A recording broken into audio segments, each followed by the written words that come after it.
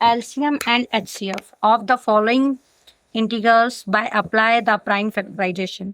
यानी कि हमें यहाँ पर LCM और HCF फाइंड करना है। इससे पहले जो हमारा क्वेश्चन नंबर सेकंड था उसमें क्या था, हमारा क्वेश्चन नंबर सेकंड में अगर हम देखेंगे तो देखिए सेकंड में हम क्या निकाला करते थे, LCM और HCF तो निकाला करते थे, पर साथ में हम उसे प्रूफ भी किया करते थे कि LCM into HCF is equal to product of two number. लेकिन थर्ड वाला जो हमारा क्वेश्चन है इसमें केवल हमें LCM और HCF ही फाइंड करना है, प्रूफ नहीं करना है। जब तक कि एग्जामिनर आपसे ये ना बोले कि LCM और HCF फाइंड करने के बाद उसे प्रूफ करना है, तब तक हमें प्रूफ नहीं करना है। केवल जो क्वेश्चन में दिया जाए सॉल्यूशन उतना ही हमारा होना चाहिए।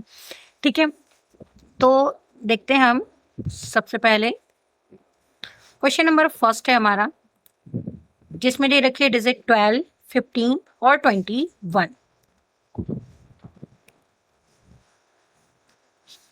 तो देखिएगा 12 का फैक्टर अगर हम देखें क्या होता है, 12 का फैक्टर डायरेक्ट हम लिखते हैं। 12 का फैक्टर होता है 2, 2 जा 4, 3 जा 12 और इनटू में 1 जरूर लिखिएगा। ठीक है, ये 1 क्यों लिखने को कह रही हूँ, ये आप जब आगे देखेंगे तब समझ में आएगा कि 1 क्यों कहा है मैंने आपसे। ठीक है, जिसे फैक्टर डायरेक्ट ये डिजिट क्योंकि बिकॉज छोटी थी तो इसलिए मैंने डायरेक्ट ही लिख दिया, पर आपको फिर भी छोटी डिजिट को भी न्याय करना है तो आप डायरेक्ट ना करते हुए इसे इस तरीके से कि 2 6 जा 12, 2 3 जा 6 एंड 3 1 जा 3।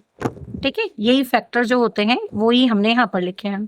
फिर इसके बाद हम 15 को देखते हैं, तो 15 का फैक्टर क्या होगा हमारा, 3 5 जा 15 इंटू 1। और इसके बाद 21 का फैक्टर क्या होगा, तो 3 7 जा 21। याद रखना जो फैक्टर नंबर हम लिख रहे हैं वो हमेशा प्राइम नंबर ही होने चाहिए। ठीक है, ऐसे नंबर जो केवल सेल्फ अपनी टेबल से डिवाइसेबल होते हैं वही हमारे प्राइम नंबर कहलाते हैं। ठीक है, अब इसमें हम देखते हैं कि HCF सबसे पहले हम निकालते हैं कि HCF क्या है इसका। तो HCF का मतलब होता है हाईएस्ट कॉमन फैक्टर। इसमें ज्यादा से ज्यादा कॉमन क्या लिया जा सकता है, तो देखिए 3 3 3 और साथ में इनटू में क्या है हमारा 1। ठीक है, तो ये कितना हो जाएगा HCF हमारा 3 1 जा 3। अब बात करते हैं हम LCM की। तो LCM क्या होगा हमारा, LCM देखिए सबसे पहले जो हमारा HCF होता है या तो उससे बाद में ऐड करना है पहले, चलो हम बाद में ऐड करेंगे। यहाँ पे देखते हैं HCF को छोड़ के जितनी भी डिजिट बच रही है उनको हम लिख देते हैं 2 2 बार, 2 इंटू 2 इंटू, फिर यहाँ पे 5, फिर इंटू, फिर 7। ठीक है, सारे नंबर हो गए। अब लास्ट में हम क्या लेंगे, HCF को, यानी कि जो कॉमन नंबर होता है उसे हम केवल एक ही बार लिखते हैं और कॉमन नंबर हमारा क्या है, HCF है, तो इसलिए HCF को हम बाद में ऐड करते हैं। ठीक है, तो अब इंटू करते हैं हम, 2 2 जा 4 इंटू 5 7 जा 35 इंटू 3, मल्टीप्लाई करते हैं हम 4 का इसमें तो 140, आप करके देख लीजिएगा चाहे, है ना, इंटू 3 और 14 3 जा कितना होता है 42 0। यानी कि LCM हमारा क्या हो गया, LCM हमारा हो गया 420 और HCF क्या हो गया हमारा 3। ठीक है, लास्ट में जब भी आप एग्जाम कॉपी में अपनी लिखें तो वहां पे लास्ट में HCF इज इक्वल टू 3 ऐसे, HCF is equal to 3 and LCM is equal to 420 यानी कि 420। इसको लिख के हाईलाइट जरूर कर दीजिएगा। ठीक है, नेक्स्ट देखते हैं हम, देखिएगा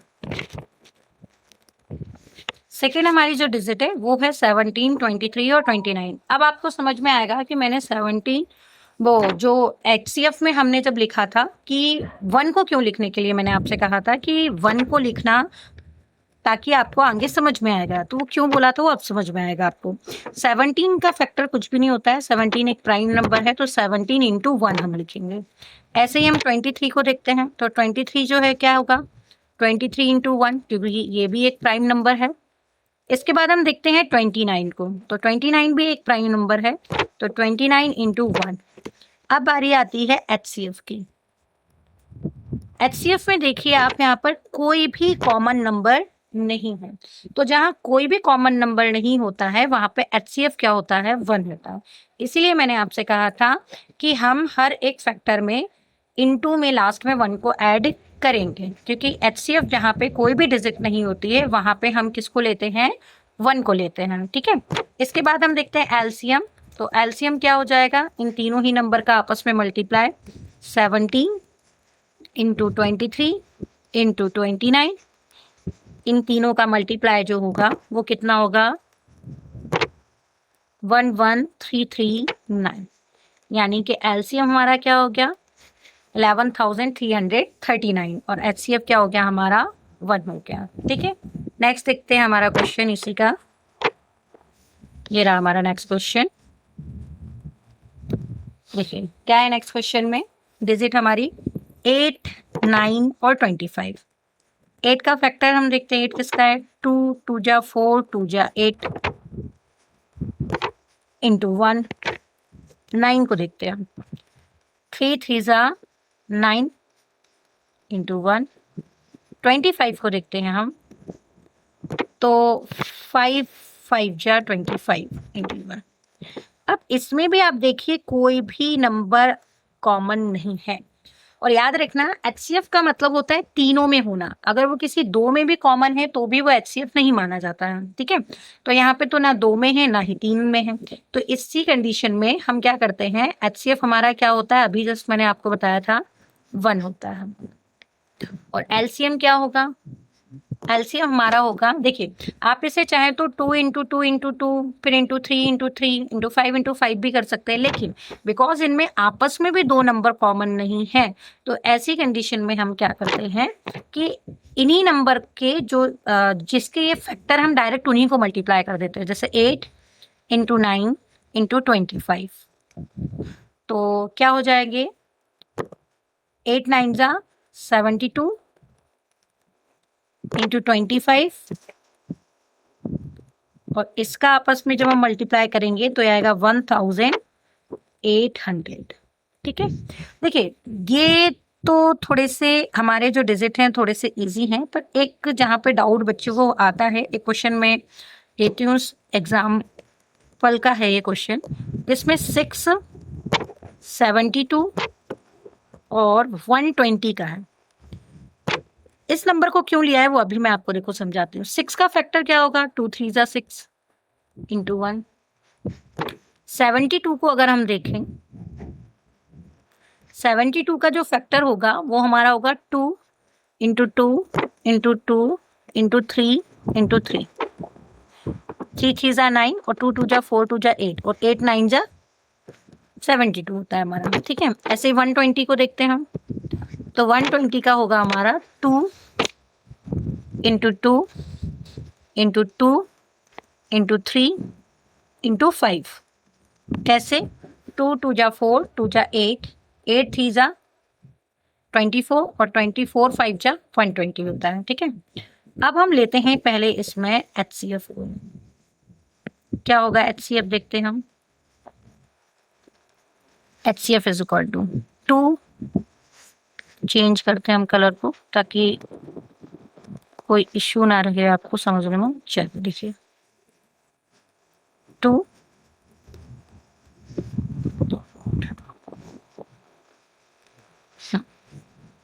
फिर ये 2 और ये 2। ठीक है, फिर देखते हैं 3 3 और 3। ठीक है, अब एक चीज नोटिस कीजिए, यहाँ पर 2 और यहाँ पर 2 है, यहाँ पर 2 और यहाँ पर भी 2 है, लेकिन मैंने अभी आपसे कहा था कि कभी भी याद रखना एचसीएफ का मतलब ये होता है कि जितने भी नंबर दे रखे, 3 दे रखे हैं, 4 दे रखे हैं, उन सभी नंबर में वो नंबर कॉमन होना चाहिए। और यहाँ पर ये दोनों आपस में तो कॉमन में है, पर ये 6 के साथ कॉमन नहीं है, इसलिए हमारा एचसीएफ केवल हम यहीं तक लिखेंगे। तो 2 3 का कितना हो गया, 6 हो गया, ये हमारा आ गया एचसीएफ। अब बारी आती है एलसीएम की, क्या होगा एलसीएम हमारा, देखते हैं हम।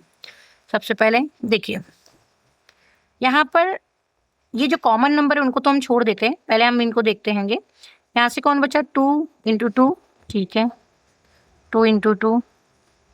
ठीक है, अब देखिए ये अब ऐसा नहीं है कि ये टू हमने ले लिया फिर यहाँ से भी ये टू लेंगे, नहीं लेंगे, क्योंकि देखो ये टू और ये टू यहाँ पे कॉमन है। तो जो कॉमन नंबर है ना वो केवल एक ही बार लिए जाते हैं, अभी मैंने आपसे कहा था। फिर चाहे वो 2 में हो चाहे वो 3 में हो। हाँ, एचसीएफ में वो तभी लिए जाएंगे जब वो तीनों में हो, ये ध्यान रखना।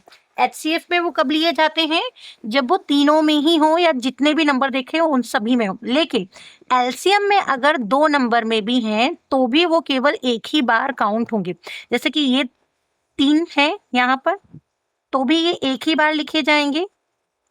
ये देखिए, एक बार हमने लिख देते इसको, और ये 2 बार कॉमन है तो भी ये उतनी बार ही लिखे जाएंगे। हम ऐसा नहीं लिख सकते हैं कि एक बार ये कॉमन था तीनों में तो लिख दिया, फिर ये 2 अलग लिखे, ये 2 अलग लिखे, ऐसे नहीं करते हम, ठीक है। फिर ये 3 देखिए कॉमन है तीनों में, तो पहले वो वाला 3 लिख दिया हमने, ठीक है। फिर यहाँ से देखते हैं हमारा ये 3 बचा है, इसको भी हम लिखते हैं, और फिर हमारा क्या बचा है, 5 बचा है, तो हम इसको भी लिख देते हैं।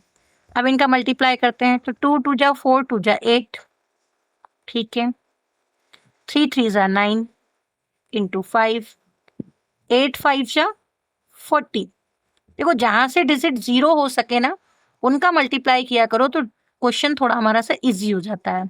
अब यहाँ पे 9 4 जा 36 और ये 0, तो हमारा एलसीएम क्या आ गया, 360 आ गया, और एचसीएफ कितना आ गया, 6 आ गया। ये आपका एक्सरसाइज में तो नहीं है क्वेश्चन, बट शायद एग्जाम्पल में है, और बिकॉज बच्चे यहाँ पे कंफ्यूज बहुत होते हैं, तो इसी वजह से मैंने ये क्वेश्चन आपको करवाया है एक्सरसाइज के साथ में, ठीक है।